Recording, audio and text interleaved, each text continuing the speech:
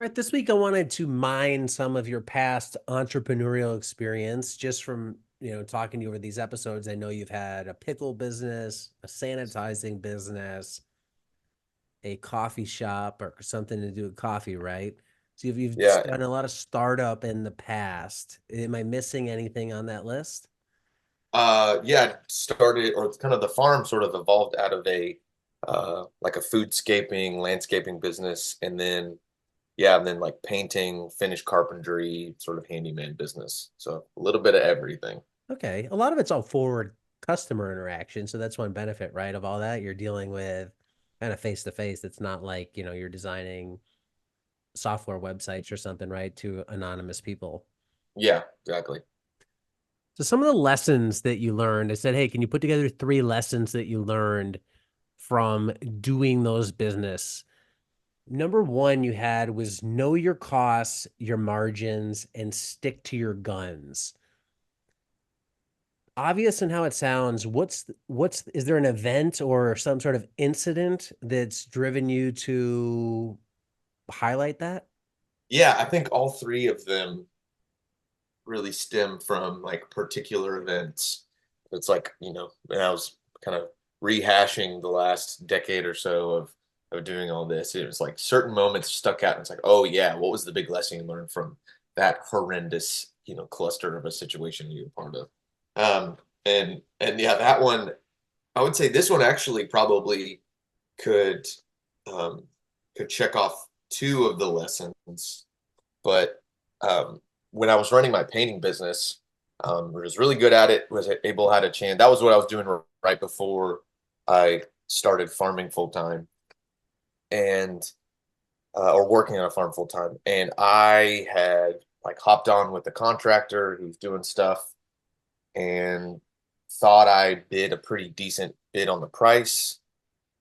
And obviously, being new in the business, not really having a super firm grip on what things should be costing or kind of what's the going rate, per square foot or whatever for this space. Um, I trusted the contractor who seemed to have my best interests at heart. And he said, "Oh, it should cost, X amount of dollars." I don't even remember what it was. If honestly, I've tried to block most of it out of my memory and not have to Yeah, think about right. it. Because it was, I'll get to how it kind of all worked out in the end.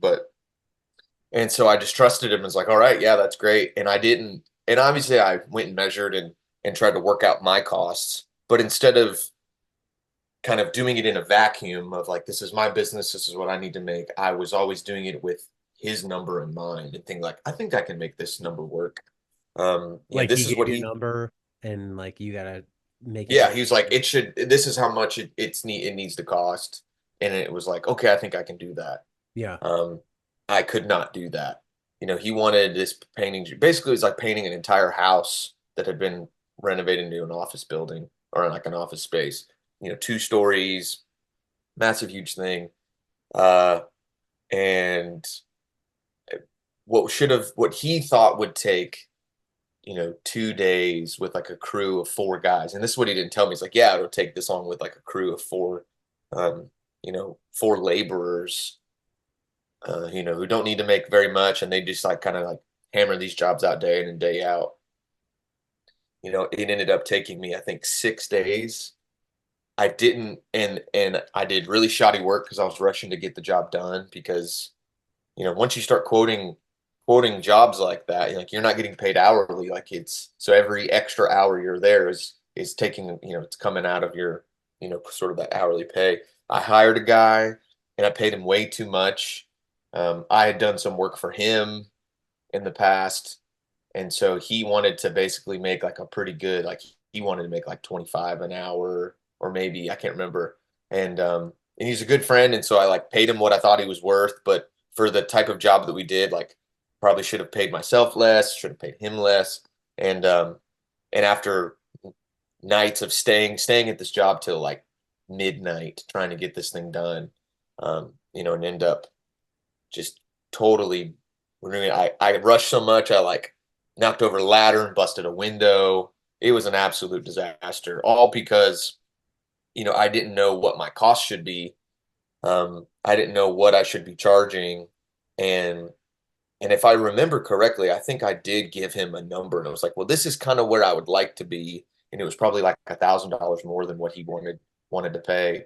And I kind of let him muscle me into thinking that I could get it done in less time than I thought. Um, and yeah, and so if I would have really known what my margins were and known like this is how my because in that world, in any world, your time is your cost, labor is a cost. So if I would have really taken the time to hammer out what those costs were, um, and what my margin needed to be to still be able to make money, and then just like stood up to this guy. I mean, like, this is what I'm charging, and if you don't want it, then you know, then move on. Because I was probably just one on a list of people that he could have called to do it. And so at the end of the day, like after I paid my helper and paid materials and all that sort of stuff, um, I didn't make a dollar. Like I didn't make a dime after gas. It was the height of the pandemic. Gas here was like 5.50 a gallon, which is a big deal. That's like you pay that on like any random Tuesday down there. But so it's like expenses were super high. Yeah, and like driving home, bawling my eyes out on 285 coming through Atlanta, just like I'm never doing this again. Yeah, is there anything And worse doing a job that you don't want to do, but you have to do and you don't get paid for it? no, I mean it's pretty bad, because and I think this kind of touch on one of the other lessons, but it's like, if I would have just admitted that, like, man, this doesn't really jive with what I want, I think we're not really meeting when it comes to the price you want to pay versus the price I need to charge. Um, and if I would have just been willing to stick to my guns and say like, sorry, man, move along, I would have been much happier. I would have found another job that probably would have paid me what I needed to pay, but it's in that pursuit of like, gotta grind, I don't know when my next meal is going to be. So this is all I've got. So I just got to go all in on what's right in front of me. Um, yeah, I mean, it was brutal. And it was like weeks that it took me to like recover financially from all the time and money that I had lost and all that. So yeah, definitely know what you need to charge and stick to your guns, no matter what other people say.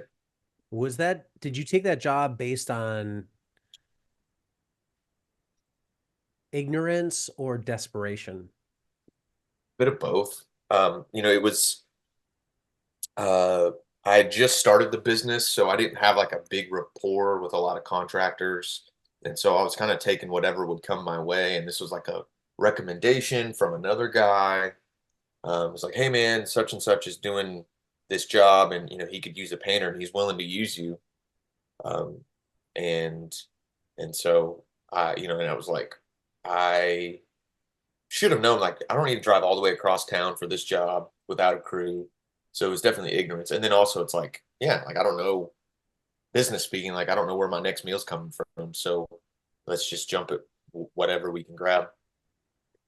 Yeah, there's all these sayings like don't go shopping when you're hungry, Oh yeah, for don't sure. ever buy anything when you need it.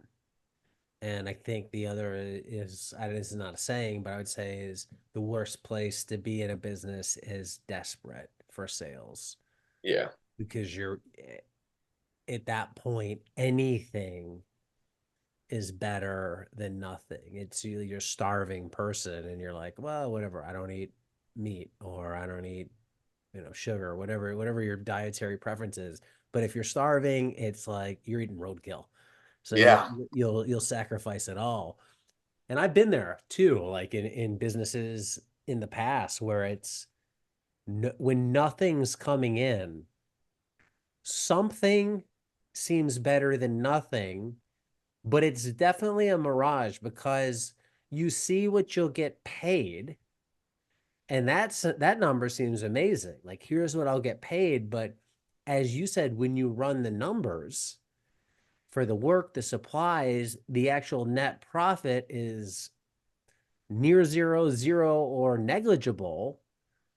You Yeah. would have been better not doing it with the added benefit of not taking that emotional hit because those can even be hard to recover from.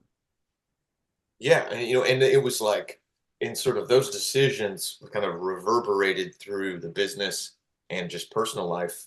Like I missed nothing, not like significant days, but it's like I missed time away from my family. I was like, you know, running myself ragged, doing this job. Even when I thought I could do it in like my conservative estimate, I thought 4 days, and then you just run into problems, and then yeah, and then you get sloppy because you're hustling to try to get it done, and so you break a window and this and that, whatever. And so like not only did I not make any money, but after I like covered the cost of that repair and then dealt with the time where I think I missed a job because this job wasn't finished. Like it took like that's what it took several weeks to like fully recover. And it's like if I wouldn't have taken the job in hindsight, it's like you would have sat at home for a couple of days. Like maybe you didn't make as much this month, but like you wouldn't have spent the gas money, you wouldn't have done it, and you would have been much happier. Um, all because you would have like if I would have just had the guts and a little bit of the maturity to just be like, sorry, man, this job just isn't for me, and just move along. Yeah, wisdom's built on a foundation of past mistakes. So yeah, With that, did you at least learn from it, or was it repeat offender territory? And I don't think that's necessarily unfair because I mean I've definitely have repeat offended in this realm. yeah, I'd say definitely. I mean, I think that was the last time. I mean, granted that was kind of the straw that broke the camel's back because I think I was part time at Crystal Organic at that point. I had been there a couple of months part time, and that was the straw that broke the camel's back. With some other circumstances and other really cool things that maybe we'll talk about one day. But um, that was part of the motivation that really pushed me. That's like this sucks, and I'm tired of doing this, and I'm going all in on agriculture. But no, I mean, I would say that's probably been my biggest challenge with running any business is like pricing. Like you want to be competitive, you want to, but you also want to be as profitable as you can, and but you also like you want to charge what the big boys are charging who've been doing it and have built a reputation because that's what the market says you can charge. But then you have those like lies in the back of your mind that say like, well, you're just starting, you don't have the experience, you can't give that quality. And obviously all this translates to what we're doing now. But and then so you're like, so you need to charge a fairer price, more realistic price because people are what people are going what they're expecting at X price, you won't really be able to deliver. So like you're lying to yourself, you're being your own worst enemy, all of those sort of things. Um, and yeah, so I'd say even still, that's probably one of the harder business aspects. Is like, am I charging enough? Except now, I would say I've learned from a lot of those mistakes, and now, if anything, it's like, oh, I might be charging a tad too much. Maybe we should back it off. But that's still like a constant, almost daily, like fight in my mind of like, am I charging what I need to charge? Am I at the upper end of this? Am I at the middle? And so I think for anybody that's running a business where you have to set your price, um, it could always be, especially for a new business, it can always be the struggle of like, am I landing where I need to land to work everything out the way it needs to work out? Yeah, I think price is the most obvious switch for a lot of people to run to when they start a business if things maybe aren't going as well. Say I'm not getting a lot of sales. Is it price? Well, maybe.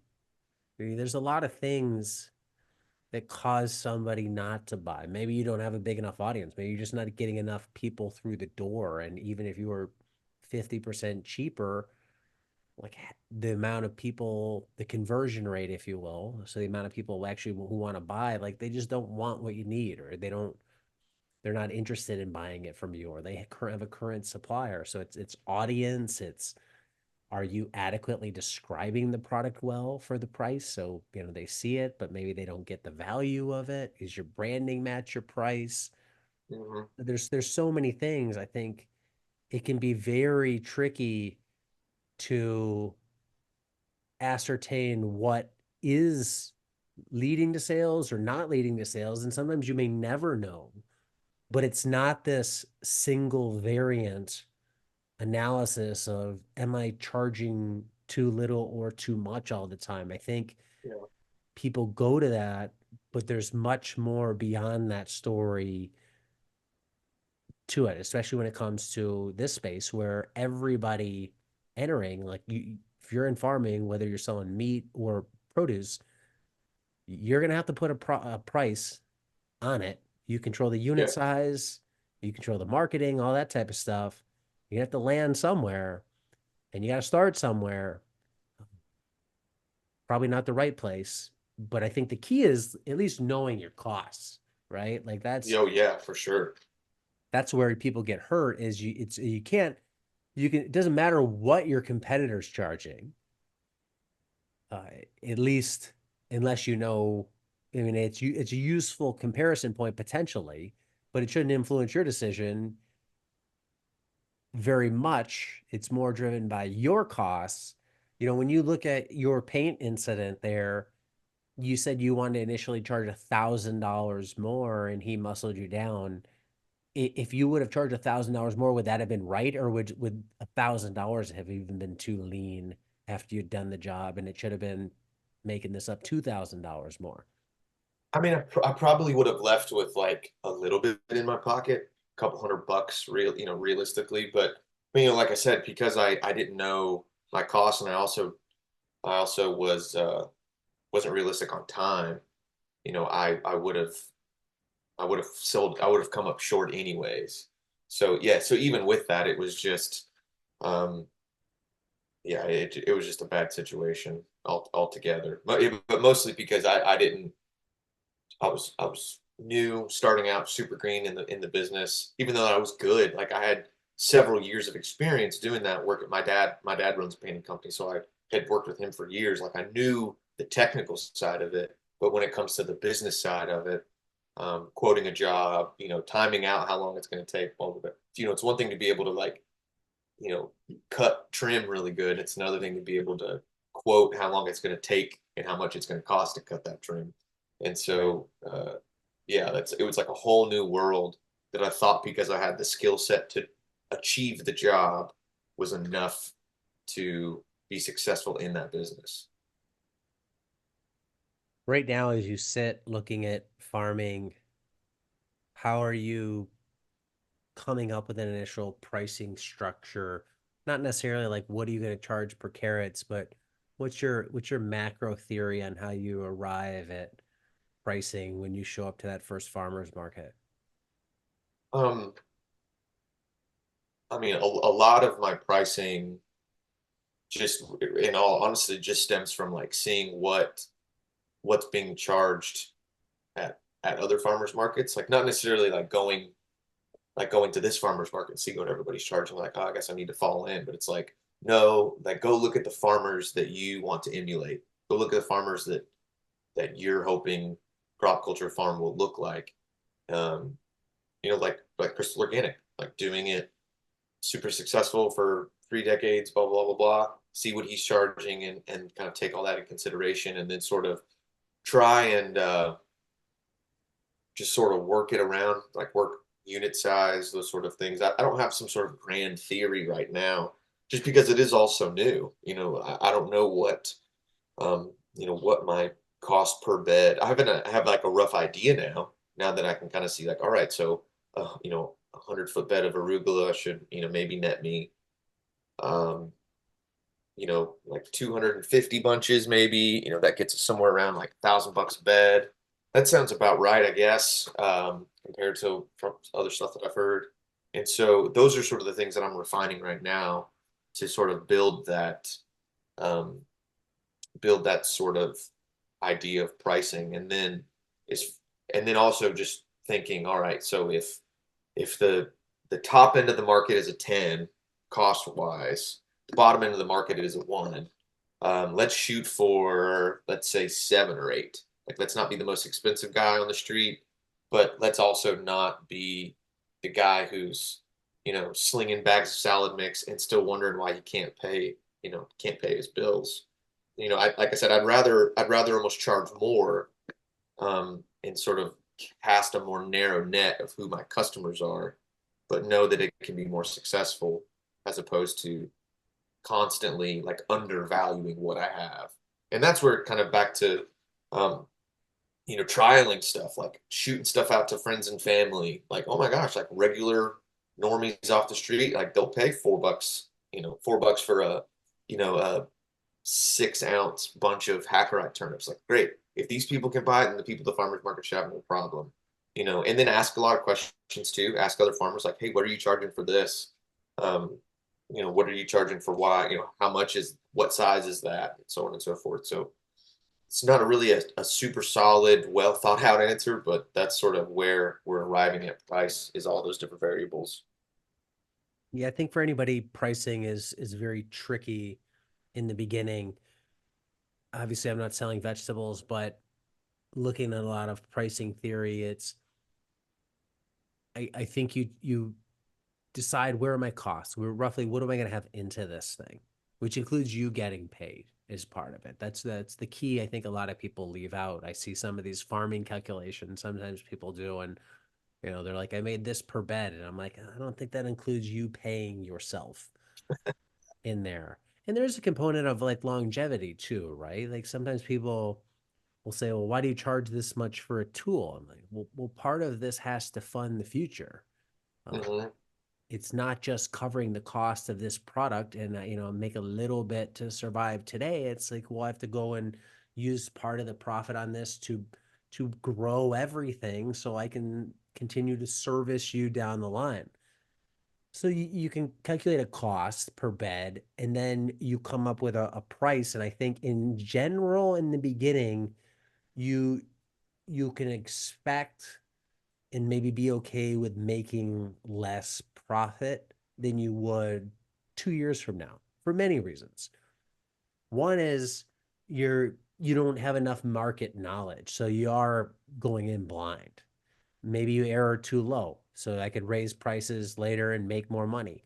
Your systems are probably inefficient, so whatever you Yeah. cost you think you have per bed, odds are if you farm like you versus Nicholas, he can probably grow the same crop much cheaper than you, given that he has systems in place, tools in place, experience in place to make all that happen.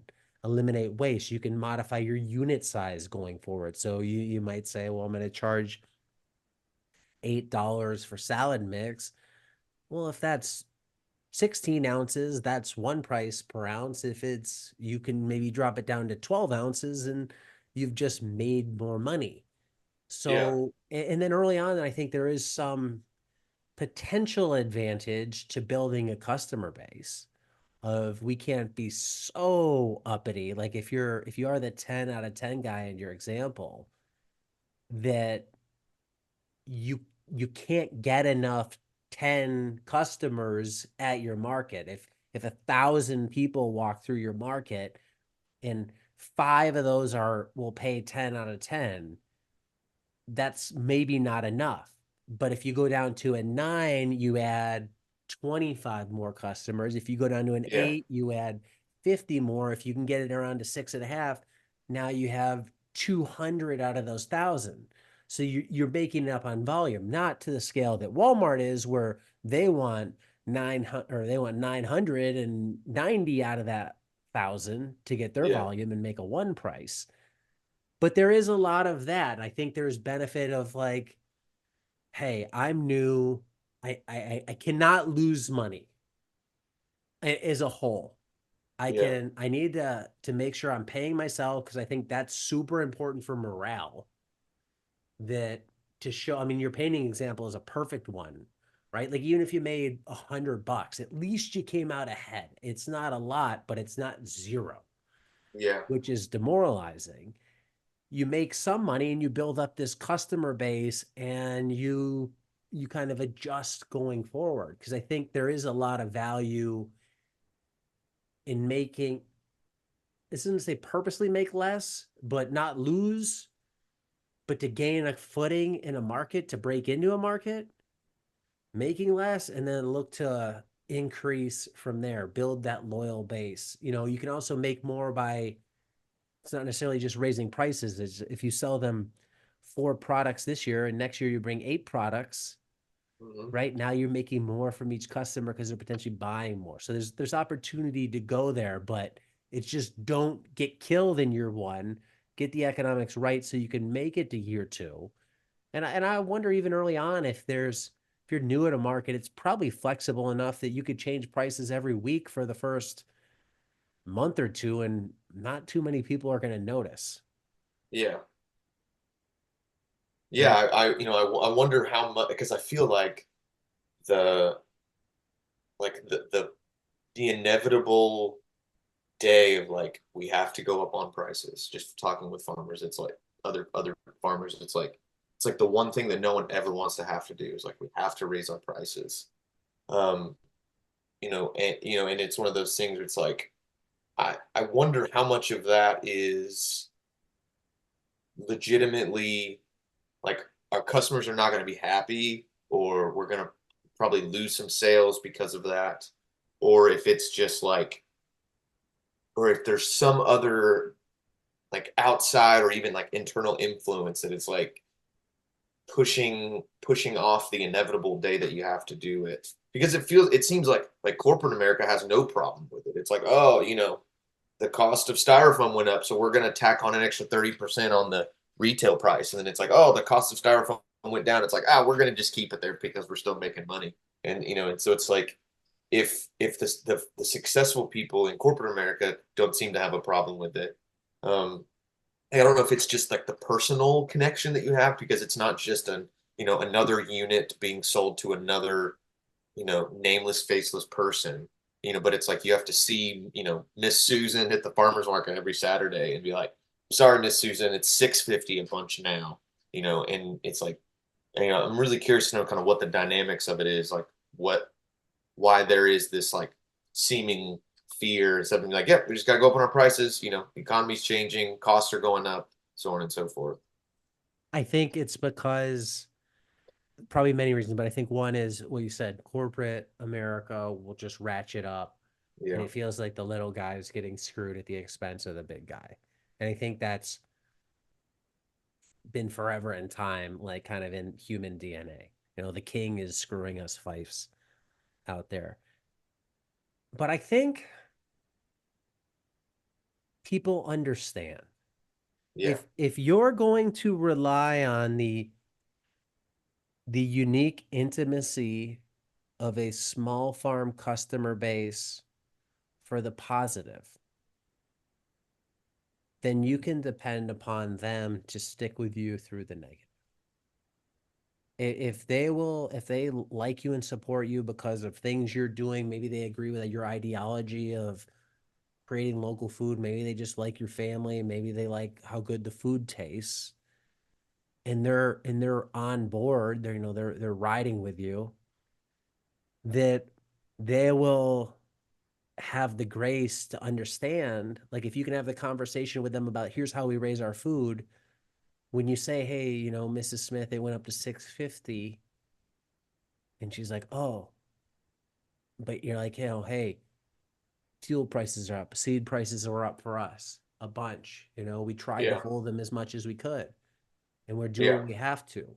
And it's also not necessarily in a vacuum. Like people seeing, like now inflation's everywhere. So you're seeing it. So I don't think anybody wants to tell anyone you're used to paying A, now it's A Yeah. plus, Yeah. because it opens up the door, or it creates some sort of decision loop in the customer's mind of like, hmm, do I really need that? Do I want to find an alternative? It people get set on what they buy. I buy from Alec, but now you're giving me a reason to pause and think, should I still buy from Alec? Yeah. And unless it's like a gross price increase, I've talked about this on podcasts we've done about chicken and stuff like that. If you go from 650 to 675 a pound, does anybody notice? No. If you Yeah. go from 650 that on that unit to 9, okay, maybe then people are making choices. That's milk going from $5 a gallon to 12 or something like that. Well, and I think in a and bringing up the chicken thing reminded me of a interesting conversation I had with Nicholas one day. The pasture raised chicken that they were getting in from a local farm, and like I saw the price tag, and I was like, "Whew, that is pricey." I don't even remember what it was, and I said, I knew this guy that used to farm around here in this area, and he charged this price, and it was like almost $1 a pound less. And he goes, "Is he still doing it?" And I was like, no, I think he's moved on to other things. He goes, "Yeah, that's what I thought." So it's like that, that's the difference. Like someone who's been in it and has, played these scenarios over in their head 100 times, and it's like, oh yeah, so like that's a big difference. Like when you like it could, that price could be the difference between 10 years from now, people going, oh, did crop culture farm make it or not? Because, they didn't charge what they needed to charge. And um, so like that's encouragement to just say like, yeah, think price with longevity in mind, not just, how do I need to get this sale in front of this person right now? Because I know can guarantee there will be people that'll be like, man, I just don't really think it's worth it for, that much, $6 for a half-pound bag of salad mix. And, I'm like, yeah, but I've also talked to people and they're like, $6, that's it. And so just, stick to my guns, and those prices probably will shift. They will fluctuate just as I refine my process. Maybe I can get more efficient and still keep that profitable. Or maybe, just realize like, oh man, like I thought that it was going to take 2 cubic or 1 cubic yard to cover this bed with compost this year, and it's like it's really like 2 cubic yards, so that doubled my input costs on compost. And so I have to, like, I can't just eat that. Like I've got to make it up somewhere if I want to continue to keep doing it this way. And so um yeah, I think we'll eventually get there with some more experience. No, absolutely. And people have much more experience than me in business have always said it needs to hurt a little bit. If you're not getting any pushback on pricing, you're too cheap Yeah, because you're not the Dollar Tree, where people yeah. just roll in and get the stuff. You want some pushback. Everybody isn't your customer. When you look at the menu of crops you'll have for sale, we don't have to get into exact pricing for those, but do any of those seem more challenging to price than others? I would say the stuff that's a little bit more unique, like salad, I feel is, or greens in general, just because they're pretty ubiquitous. Like it's easy. uh, I don't know. It just you can kind of like hold a bunch and be like, this feels like an adequate amount of kale, or it's like, we cook with it, so we know like how much you need to like make a meal or whatever. And then plus it's just in the store, so you can kind of see like, all right, this is what organic baby spring mix is going for, and so it's like let's try to shoot for this ballpark, or so on and so forth. Um, but things like broccolini, or Hackerite turnips, or even something like like heirloom tomatoes and things like that. Like I feel like it's so different, um, compared to what the average person is buying. Unless you have a lot of experience, like seeing that stuff, seeing it priced at the farmer's market. Um, yeah, it's just kind of like I want to land somewhere, and so I think this feels right, or you can think like, unit price, um, like cabbage, for instance. Another conversation I had with Nicholas. Like I think he told me, he's like, we're charging like $2 a pound. I was like, that's it? Come on, man. Like this other stuff you're charging is like $4, $5, $6 a pound. He's like, yeah, but think about, this is a 2.5 pound head of cabbage. Like, do you think someone's gonna want to pay, you're getting into like $10 for a head of cabbage. Like nobody's gonna do that. Nobody's gonna pay Right. $35 for a watermelon. And so I would say that the bulkier things where you want to be, maybe you want to be able to charge a higher like per pound price to match, you know, your other stuff that's per pound, you know, and so yeah, so I'd say sort of the more unique specialty things, and then the bulkier things. Those are a little bit harder for me to price. You might have some room, I would think, on the unique things because if I'm selling bottled water, right, like they can get that anywhere. So I have to be market competitive. I'm not going to quadruple it selling the same bottled water you can get at Walmart or a service station or something like that. If you have broccolini, nobody else at the market has broccolini, and the market gives some rip about broccolini. You can probably price that higher. It's like, you want broccolini? I'm the only one that's got the broccolini. Yeah. Well, come get the broccolini. Yeah. Supply and demand. Yeah, exactly. And it's not gouging, but it's knowing the value of it and what it's worth. And if you don't have as Yeah. much, same thing for early produce, right? Like, why so many people go for early cherry tomatoes and things like that, because they can hit that premium. And, a lot of growers don't even want to be selling tomatoes in the heat of summer because there's just too much competition. Flavor only gets you so far in the eyes of the consumer. At some point, it does come down to price. So having that unique set of crops, I think, you'll learn a lot this first year, like you said, whether it's one bed, one load of compost per bed versus really needed two, and that changes cost. So year one is probably going to be a massive amount of data collection, Oh yeah. looking at things, notes. I did this. I probably didn't need to do this. Where could I go wrong? Bunch sizing. That's always seemed something to me that seems really weird with farmers markets, because it's a total kind of bullshit number. It's just a bunch. It's like, what does that even mean? Yeah. It's not this much per pound.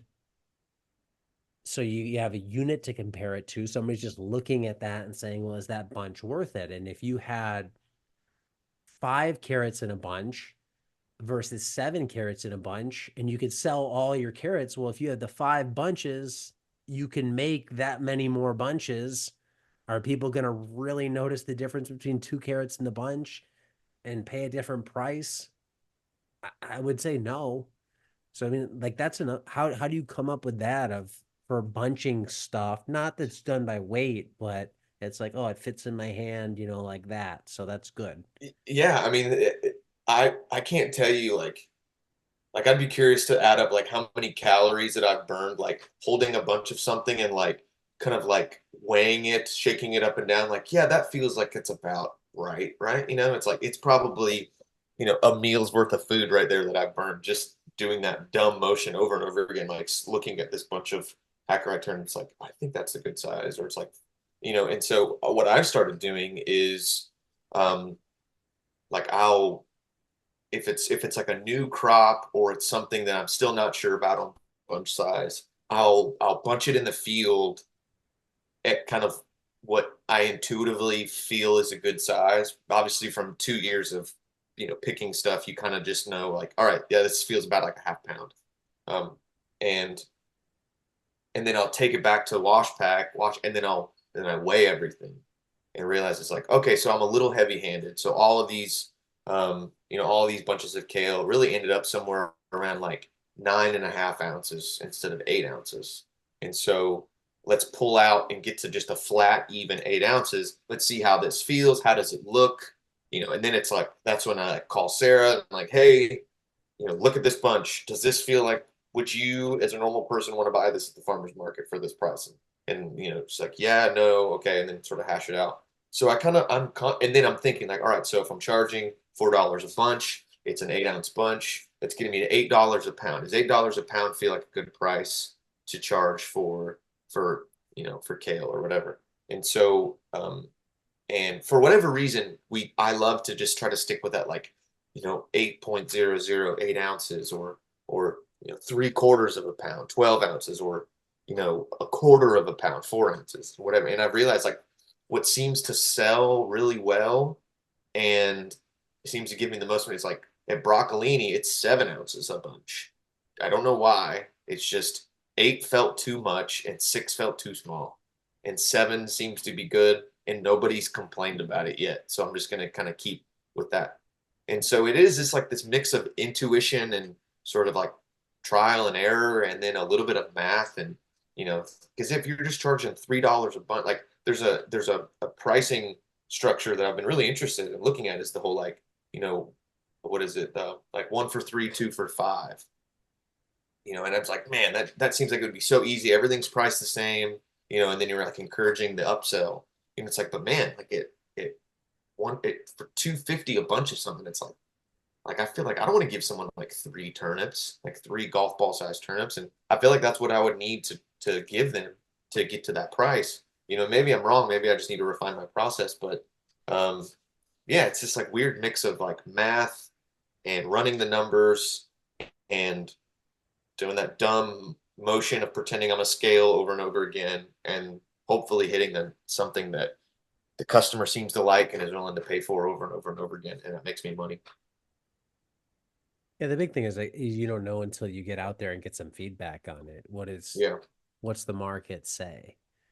Because are they going to like the crops you have? Are they going to be okay with the price, the sizing, and then refine all that? Because I imagine at some point in the year, even with the love of broccolini, you'll have to sit there and say, like, did this make me money?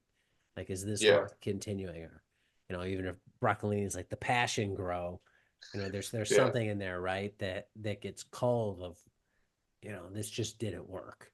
And there's Yeah. probably things that will be 100% obvious of what nobody bought this, but there's probably going to be some stuff on the fringe of like this sold well, but I don't know, did it carry its own weight? That type of thing. Um, because I think that's the worst type of product to have is these things that are mediocre. They don't move the needle enough to make a difference, and they're not obvious losers. So you keep them because you're like, I don't know what to do with it, and that just eats up bandwidth, mental bandwidth, time in the field, field space, all that type of stuff. When you come out of the season, do you have a suspect that you'll be culling some crops? Probably. And I've said this before, like try to hold everything with an open hand. Like I'm not feeling super confident about tomatoes, not because I don't think I can grow them. But yeah, it's just like, I mean, everybody has them. Everybody has them, and like, do I love them? Yeah. Could I sell them? Probably.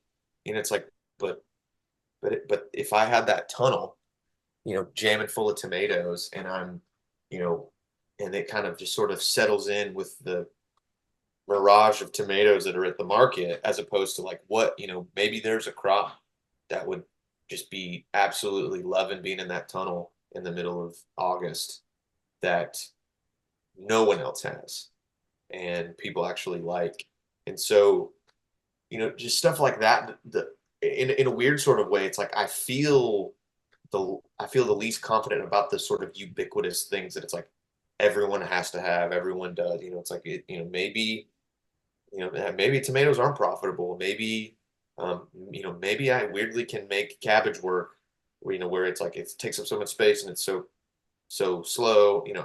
I'm kind of just throwing everything at the wall and seeing what sticks right now. Um, but yeah, any of those sort of like longer growth type things that everyone seems to have. Like, I'm not going to be the only one with carrots. Um, Obviously, I won't be the only one with lettuce, but I think I'll be the only one with like a killer mix. And so I'm not feeling super um, bad about that. But yeah, tomatoes are probably, or even like sweet corn. Like, oh, you'll be able to sell it. Everyone loves it. It's so great. It's like maybe, but maybe like after you deal with pest issues, trying to grow organically and all these sort of things, like maybe just feel like, you know, or back to okra. It might be the same thing. Everybody has it. You've got to pick it every other day. Um, and and all that sort of stuff. So like maybe it's just like it's not really worth my time or worth the stress. And maybe it's time to just sort of put it on the back burner. Maybe next year I don't grow it. Let's see how it goes. And if people are like, oh my God, why don't you have X? And you hear it over and over and over again. And it's like, oh, why did I not grow it? Then it's like, all right, we're definitely growing this.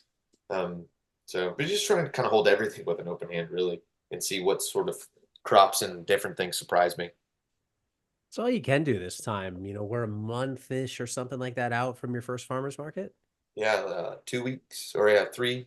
Yeah, it's April 6th and today's the 19th. So yeah, Okay, like so two and a half 3-ish weeks. weeks. I mean, it's all hypothetical now, right? We can Yeah. just kick around ideas, and this is for anybody new. And I hope this episode illustrates this of you just don't know until you know. Yep.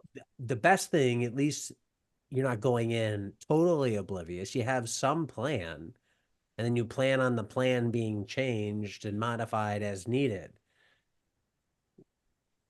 Are there any, like, you feel good on the costs of how you're kind of predicting those now? Like, does that feel like it's a good solid start? I'm not saying it's accurate, but do you feel like, all right, I have a rough handle on how much stuff costs?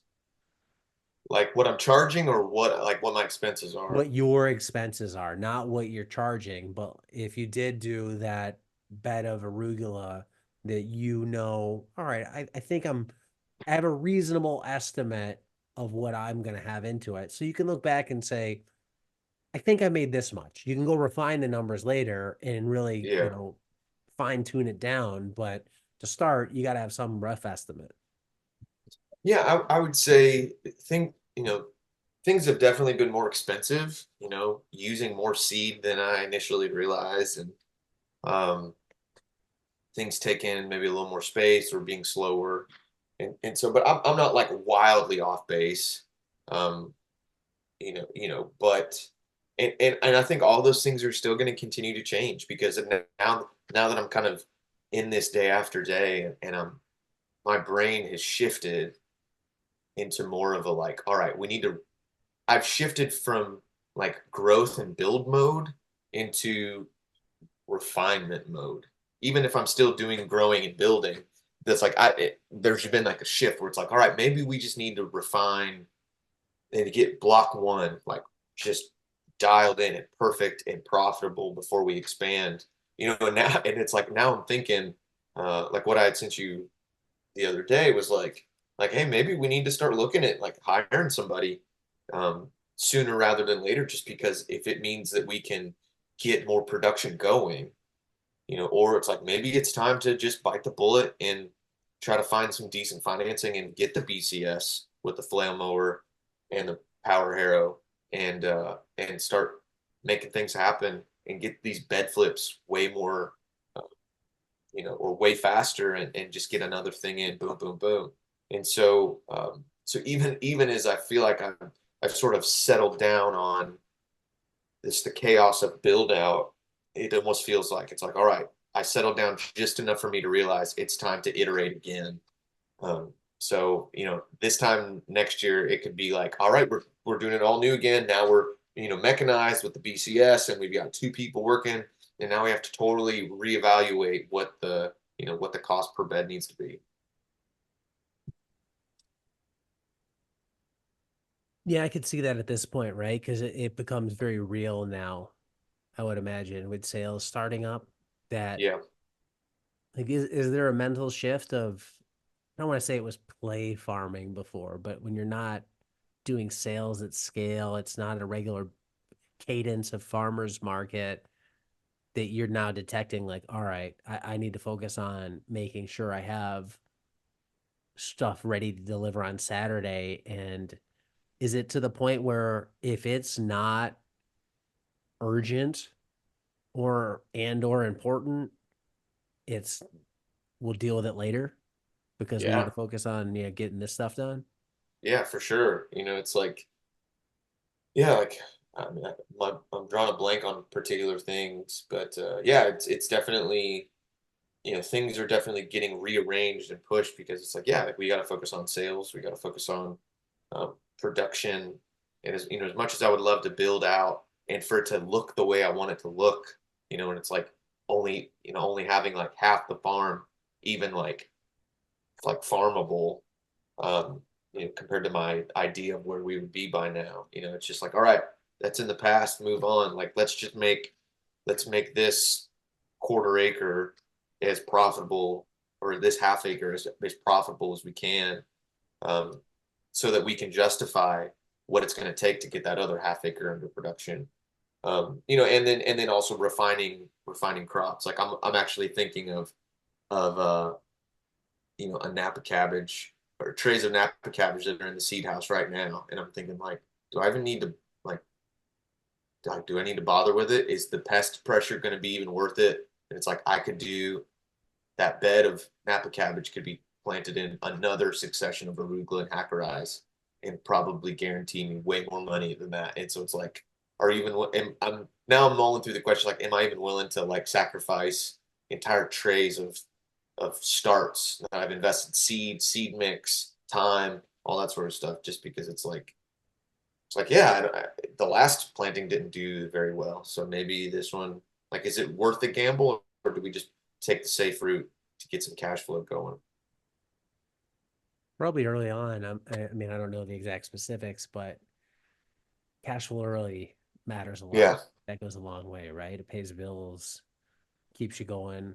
You can refine other things later, but at least something is something.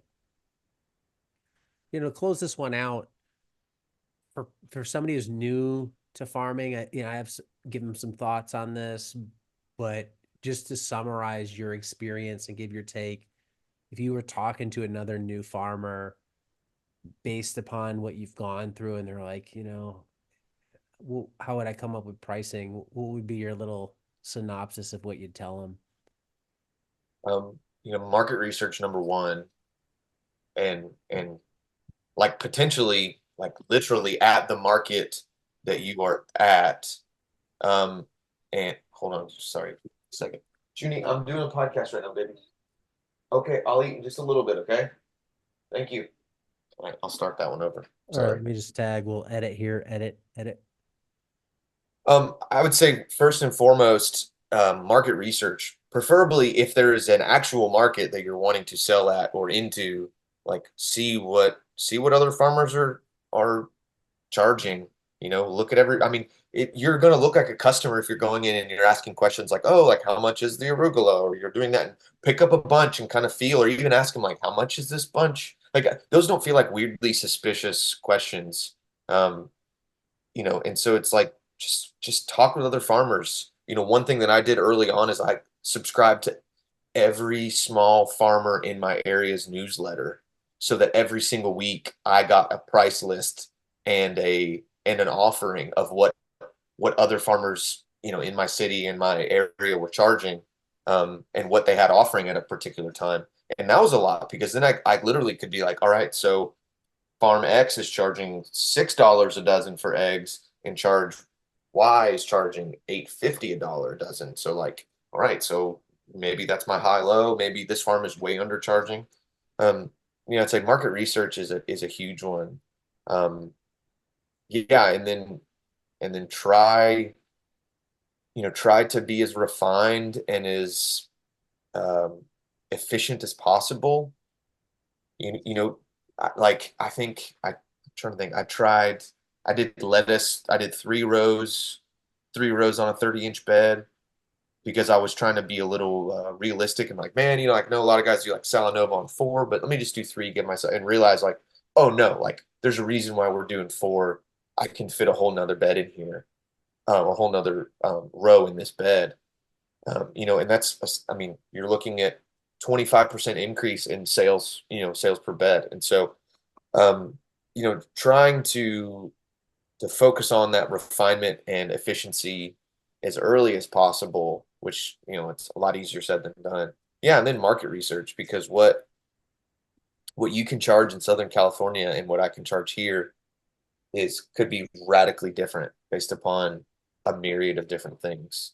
Um, and and that's why looking at other farms that are similar to you, because if farm X has to charge $8 a bag for a half-pound bag of salad mix, but they're farming 4 acres and they use a tractor and they all this, so they've got like a land note and they're in debt with all their tractors and they have to pay people $18 an hour just to drive out there to work.